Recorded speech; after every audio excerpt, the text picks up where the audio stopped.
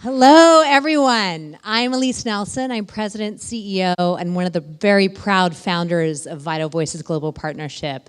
And let me just tell you how absolutely thrilled and proud I am to be here today, to look out and know that from one woman bloomed an incredible network of women across this country. So thank you all for being here and being part of Vital Voices of Argentina.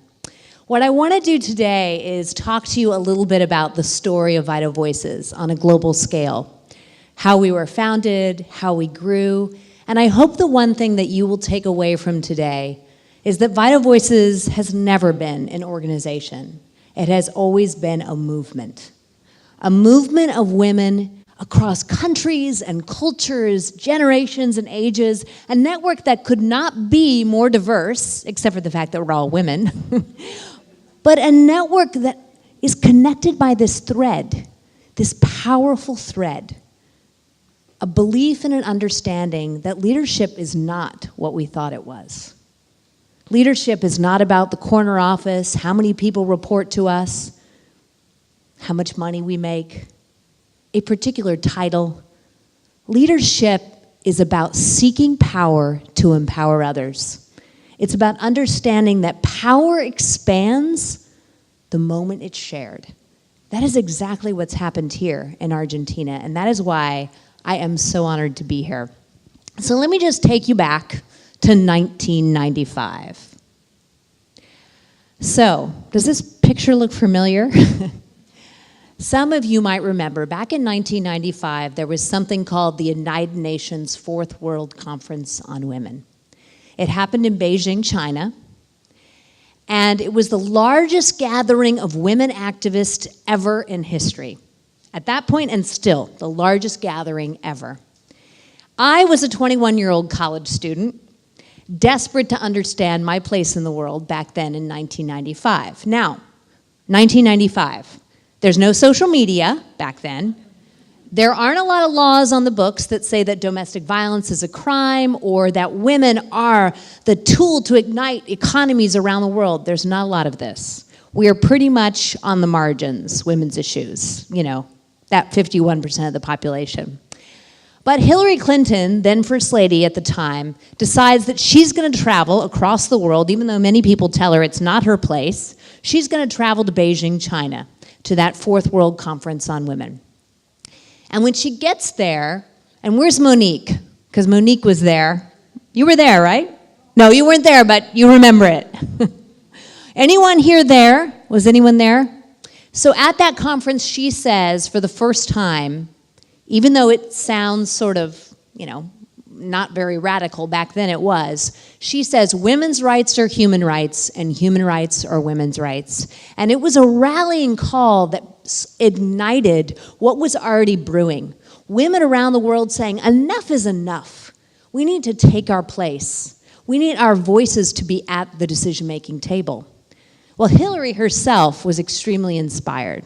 She went back home and she decided, with the help of a couple of us, I then was working at the White House and then moved to the State Department. And in 1997, we hosted the first Vital Voices conference. And that conference was honestly supposed to be just a one-off gathering in 1997. We were in Vienna, Austria, and it was a number of women gathered from the former Soviet Union. And at a time where democracy was taking hold, what people began to realize is that women were being left behind. Democracy was not working for women. And so we identified human rights leaders and political leaders and business leaders from all over Central and Eastern Europe, and we brought them together. And then it happened. Women around the world started to call our little office at the State Department and say, no, we want Vital Voices in our country too. We want Vital Voices in Northern Ireland and in Latin America and in Haiti and in Nigeria and in India. We want Vital Voices to come around the world because our voices truly are vital as well. And so what started as a one-off conference grew into a movement. Then in 1999, we decided, okay, what should we do? This is grew far beyond what we ever thought possible. And so we brought together a number of women leaders from throughout the world, and we asked them, you came to a Vital Voices gathering, you went and started a Vital Voices chapter, so what should we do? How can we continue to support you? And they suggested we become a nonprofit, non-governmental organization. That's who we are today. So 17 years ago, we left the US government and started up as a nonprofit, non-governmental organization. But since the beginning, Vital Voices has never been about what we at the global headquarters in Washington think. We have always been about crowdsourcing the best ideas from an extraordinary network of women leaders. Today, that network, after 20 years of Vital Voices, today that network is 15,000 women strong, of women we've touched directly. That doesn't even touch the 10,000 women across Argentina that have been engaged. But 15,000 women we've supported directly. And those women are coming from 184 countries and territories around the globe. So you think about the power in that. And over time, we began to see that there were these really interesting trends in the way that women were leading change. And that's what I want to share with you today, a little bit about the Vital Voices leadership model that we began to discover over time, working with extraordinary women.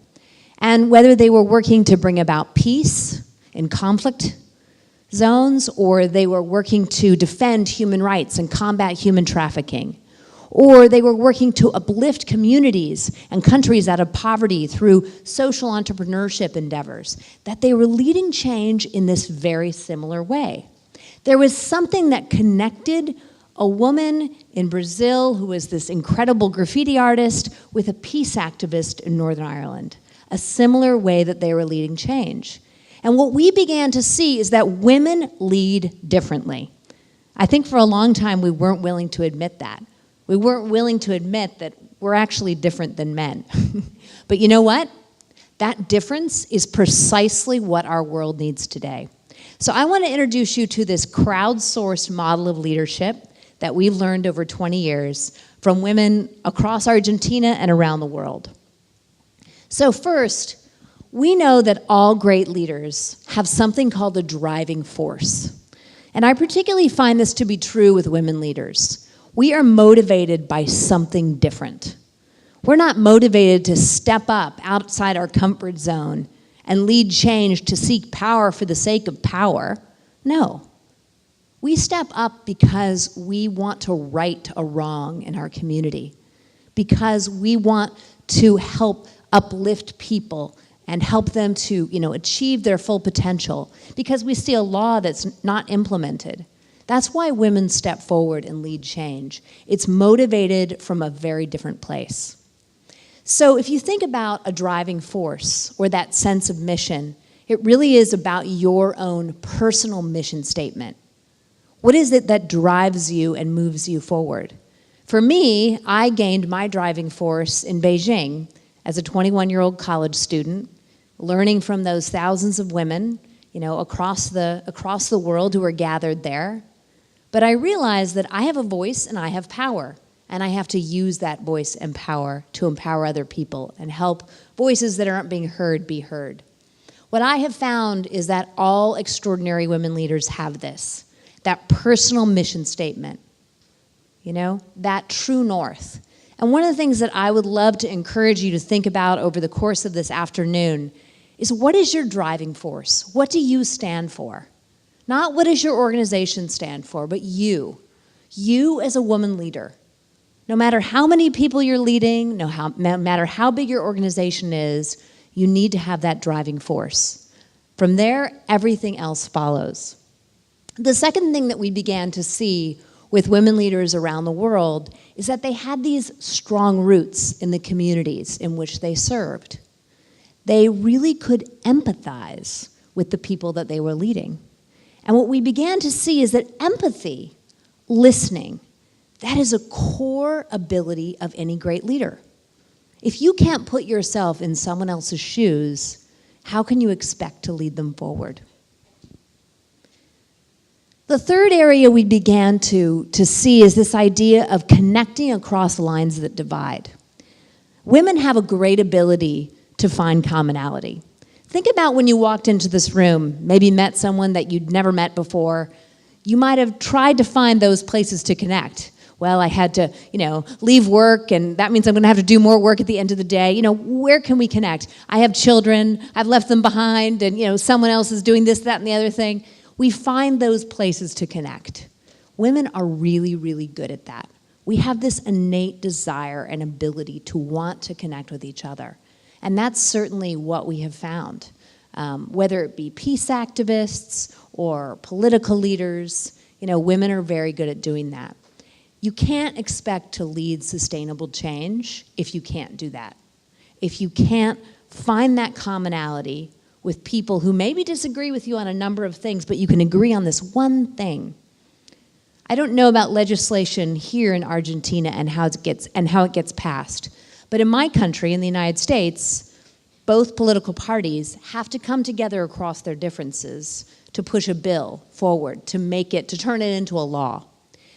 Well, what we find is that the women tend to be the bridge builders. That's why women's leadership, whether it be in public life or in business, that's why it's so critically important.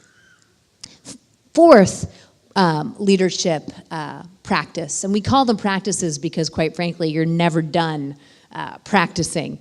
Leaders are constantly trying to improve themselves. Bold ideas brought together are brought to life through bold action. So what we believe is that women, it's not that women don't take risks. Women absolutely do take risks. You've heard this thing that women don't take risks. We do. But typically we do it to empower other people. Women have bold and crazy ideas, quite frankly, because we've never been inside the box. That's why we tend to think outside the box and bring forth new ideas.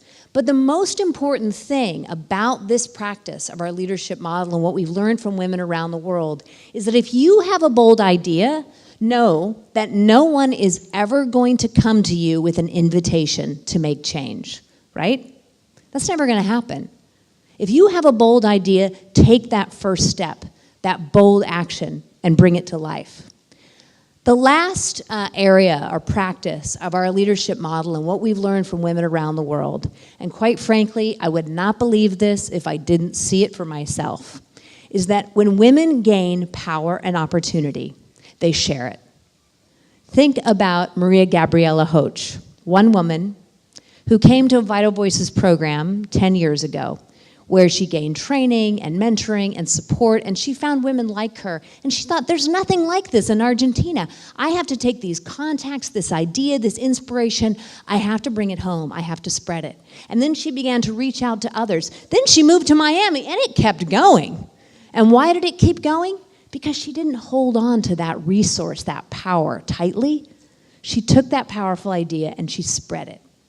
You think about leaders in countries around the world. The wealthiest countries are those that spread their resources. The poorest countries are those who don't. And our movement is the same way. Today, in this world, we are called as women leaders, and all of you are here because you are leaders, because you care.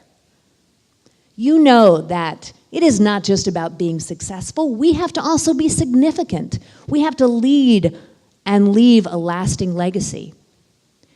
We are all called here because this is our time. We finally have the megaphone. People finally get it. Women are the answer. Women are the solution to the major challenges that face our world. I could not be more thrilled, proud, honored to be here. And I wish you the greatest success as you move this chapter forward into the next decade. Thank you.